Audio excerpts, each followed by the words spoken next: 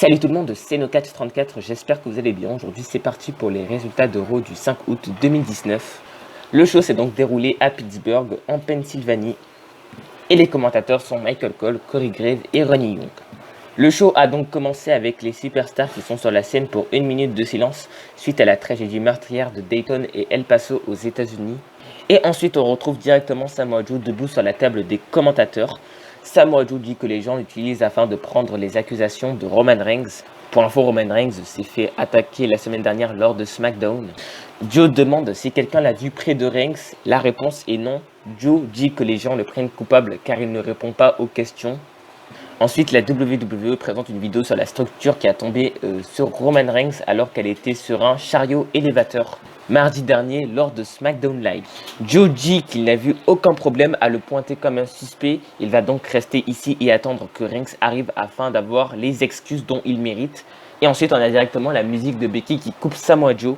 Et du coup, on passe directement au premier match de la soirée, un tag team match qui a donc été annoncé 2 heures avant le show. Becky Lynch et Charlotte Flair contre Natalya et Trish Stratus.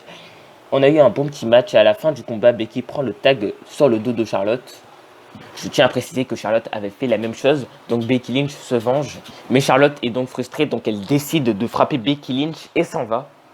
Et Natalya en profite pour appliquer son sharpshooter sur Becky, mais Becky attrape un câble. Natalya poursuit quand même sa soumission, l'arbitre arrête le combat et donc les gagnantes sont donc Becky Lynch et Charlotte Flair via disqualification. Et on voit vraiment que dans la rivalité Becky Lynch et Natalya, il y a vraiment de la... comment dire, il y a beaucoup d'intensité tout simplement. Et j'aime beaucoup, j'ai vraiment hâte de voir ce match lors de SummerSlam. Après le combat, Trish arrête Natalya pour briser la soumission. Natalya push Trish et quitte le ring. En gros, on a Trish Stratus qui aide Becky Lynch. Et on voyait quand même que Becky Lynch boitait un peu, donc en espérant qu'elle ne soit pas blessée pour son match contre Natalya lors de SummerSlam. Ensuite, on a eu un match entre Rey Mysterio et Andrade accompagné de Zelina Vega. Donc c'est le deuxième match de la soirée. On a eu un excellent match entre les deux. Et à la fin du combat, on a Rey Mysterio qui fait son 619 sur Andrade. Mais Zelina Vega distrait Rey Mysterio. Andrade en profite pour bloquer le splash de Rey avec ses genoux et le couvre, mais il résiste. Andrade Cien Almas se fait bloquer 2 prises, mais réussit finalement une powerbomb. Andrade veut lui enlever son masque, comme un peu la semaine dernière lors de Raw, mais l'arbitre le repousse. Zelina Vega en profite pour cogner la tête de Rey contre un câble. Andrade enchaîne avec son Hammerlock DDT pour le compte de 3, donc le vainqueur Andrade. Voilà, donc on a Andrade qui est vraiment mis en avant, ça fait vraiment plaisir. Il a quand même battu Rey Mysterio, c'est pas rien. Et donc n'hésitez pas à me corriger si parfois je dis Andrade Cien Almas, c'est juste Andrade, mais j'ai vraiment l'habitude de dire Andrade Cien Almas, je m'en excuse. Ensuite on passe au moment un peu divertissement, donc on présente une vidéo avec la victoire de Maria sur le titre 24/7 lundi dernier, donc c'est la première championne enceinte de l'histoire. Ensuite, on retrouve Maria Canini chez le médecin avec Mike pour son échographie. Donc, je ne sais même pas ce que c'est, mais bon. Maria dit que Mike doit s'occuper de leur enfant et protéger la championne. Maria et Mike se dirigent vers la salle du médecin à suivre.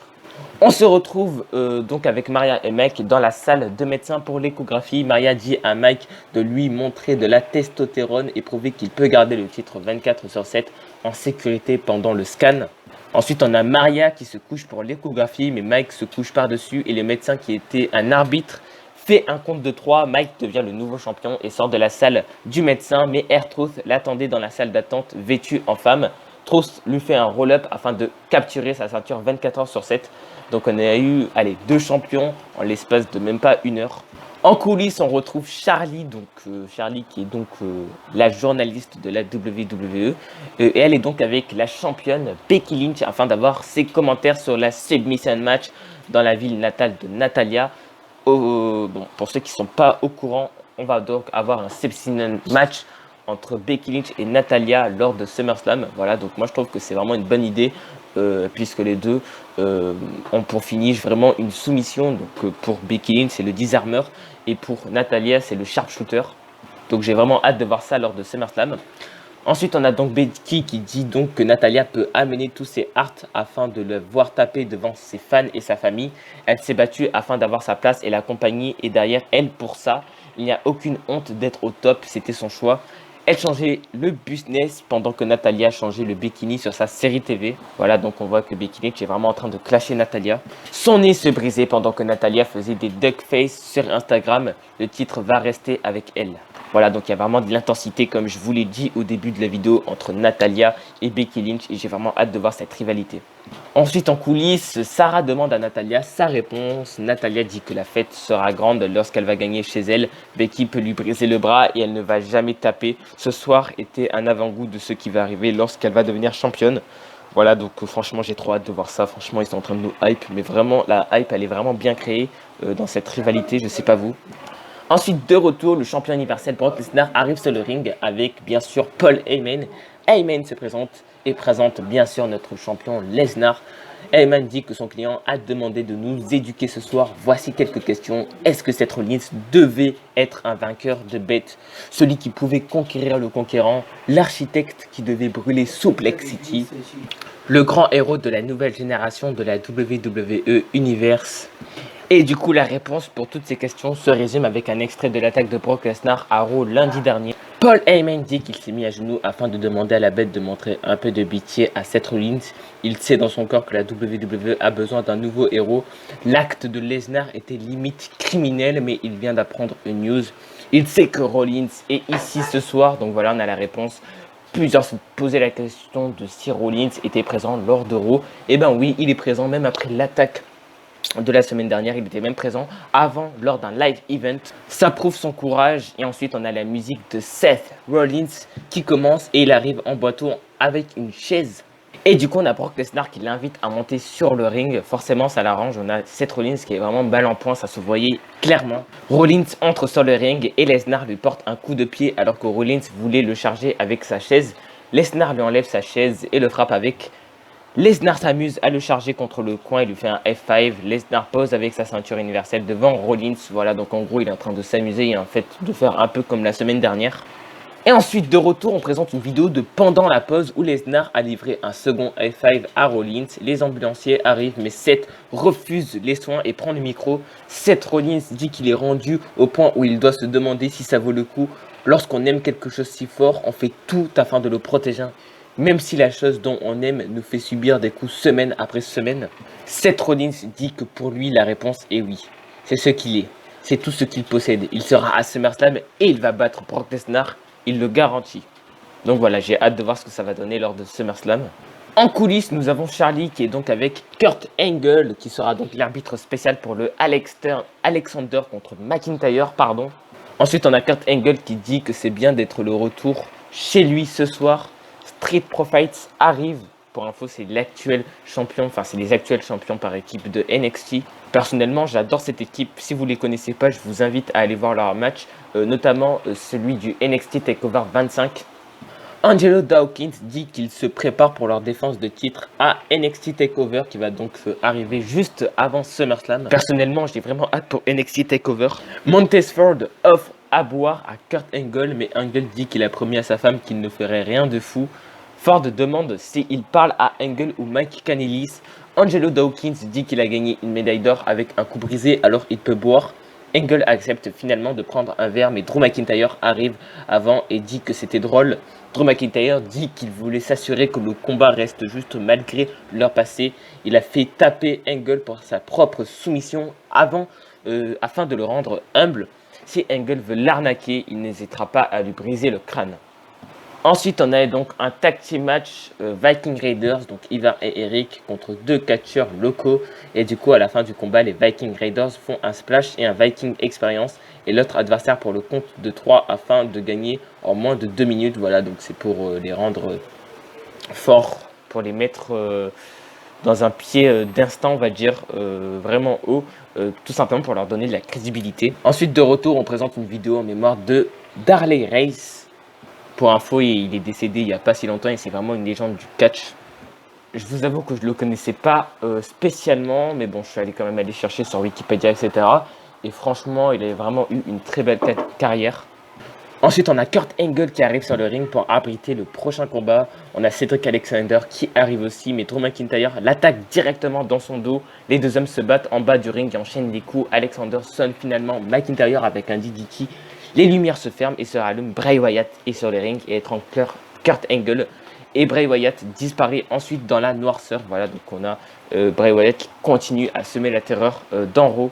La dernière fois, il avait fait ça quand même avec Mick Foley. Là, il le fait avec Kurt Angle, deux légendes quand même. Ensuite, on a un tag team match entre Biggie et Xavier Woods contre Luke Gallows et Karl Anderson, accompagné d'AJ Styles.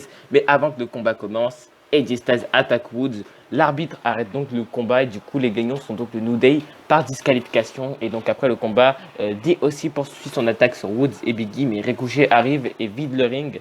Et de retour, le combat est déjà commandé. On a donc un 6-man tag team match entre Biggie, Xavier Woods et Ricochet contre DOC, AJ Styles, Karl Anderson et Luke Gallows. Et du coup, à la fin du combat, Gallows et Anderson font leur Magic Killer sur Woods pour le compte de 3 alors que les autres étaient sonnés en bas du ring. Et du coup, les gagnants sont donc DOC. C'est bien de les mettre en avant parce qu'il faut vraiment mettre The Club en avant, même si maintenant c'est plus le club, c'est DOC. Personnellement, je n'aime pas vraiment ce nom. Dites-moi votre avis, mais moi personnellement, ce nom, je n'accroche pas trop. Ensuite, on retrouve en coulisses un technicien qui annonce que Roman Reigns est en route à Samoa Joe. Joe dit qu'il va l'attendre sur le ring. Et donc, on est de retour. On a Samoa Joe qui arrive sur le ring. Joe appelle Roman Reigns. Joe dit qu'il ne va plus attendre. Il donne la chance à Reigns de venir ici s'excuser. Personne n'arrive. Joe dit qu'on va jouer à la manière de Reigns. Joe attend sur une chaise et dit que Raw ne va pas continuer jusqu'au moment où Reigns arrive ici pour s'excuser. Personne n'arrive. Joe dit que Reigns est trop lâche. Un technicien avise Joe que Reigns vient d'arriver. Et donc Joe quitte le ring en disant qu'il va aller le rejoindre dans le parking. Et du coup, on se retrouve donc dans le parking. Une voiture arrive et Joe attend Reigns aller sortir de la voiture. Mais une autre voiture entre en collision avec lui. Donc je pense que là, on a une preuve suffisante que là, cette fois-ci, ce n'est pas Samoa Joe. Et donc de retour, on présente une vidéo de pendant la pause où on voit la voiture qui prend la fuite de l'accident. Samoa Joe ouvre la porte de la voiture de Reigns et demande l'aide d'un médecin. Reigns sort de sa voiture sans blessure. Mais on voyait quand même qu'il avait un peu mal à l'épaule.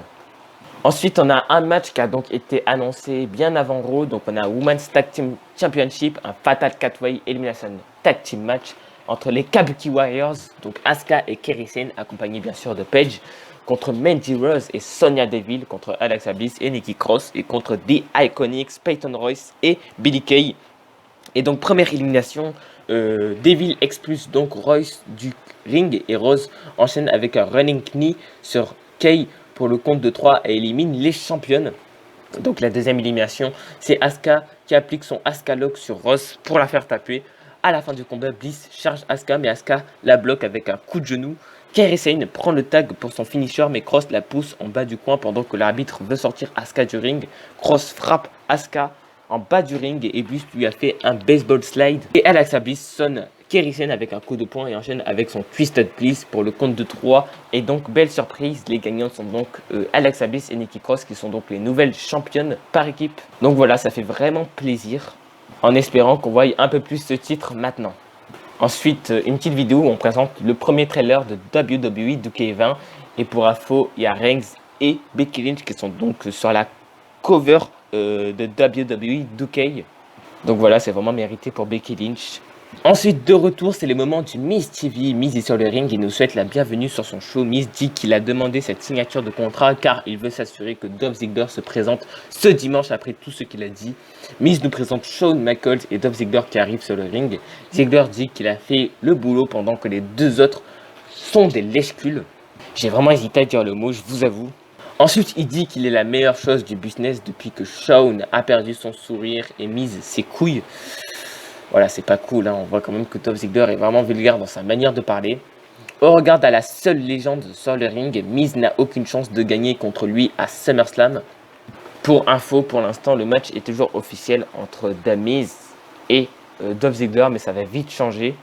Ensuite, on a Dolph Ziggler qui signe le contrat. Miz dit que depuis le début, Ziggler pousse les limites et insulte les gens. Dolph Ziggler est ici depuis une décennie et n'a aucune appréciation à cause de lui. Il a hâte de mettre ses mains sur Ziggler lundi prochain à Raw. Dolph Ziggler ne comprend pas. Miz dit que Ziggler n'a pas lu le contrat. Il lui reste encore beaucoup de moments à SummerSlam, mais son adversaire, il lui en reste moins. À SummerSlam, Ziggler ne va pas affronter Miz. Donc là, franchement, je me suis dit, c'est sûr que ça va être Goldberg parce qu'on a déjà eu quelques rumeurs. Surtout que Dolph Ziggler a quand même beaucoup mentionné le nom de Goldberg. Shawn Michaels s'approche de Miz. Shawn dit que ce n'est pas lui. Les fans chantent Goldberg. Et donc là, on comprend vite que Goldberg sera donc l'adversaire de Dolph Ziggler. Et donc on a la musique de Goldberg qui commence. Goldberg arrive sur le ring et Ziggler prend la fuite. Goldberg signe le contrat de SummerSlam et dit à Ziggler qu'il est le prochain. Ziggler allait partir en coulisses, mais Shawn Michaels lui fait un switch in music sur la chaîne. Le show se termine ainsi. Voilà, donc c'est la fin de ces résultats. Voilà, j'ai vraiment essayé de faire une review complète. C'est vraiment compliqué, il y a quand même beaucoup de choses. Pour info, je mets de Catch News, qui est vraiment un super site. Je vous conseille d'aller voir. Vous avez vraiment toutes les news. Ce n'est pas un placement de produit, c'est juste parce que je connais ce site depuis hyper longtemps. D'ailleurs, dans une autre vidéo, je vous l'ai dit. Je pense que c'était dans la vidéo pronostic de Extreme Rules. Voilà, donc c'est la fin de cette vidéo. J'espère qu'elle vous aura plu. Nous, on se retrouve prochainement pour une nouvelle vidéo. Sans doute pour les résultats de SmackDown. Ciao tout le monde.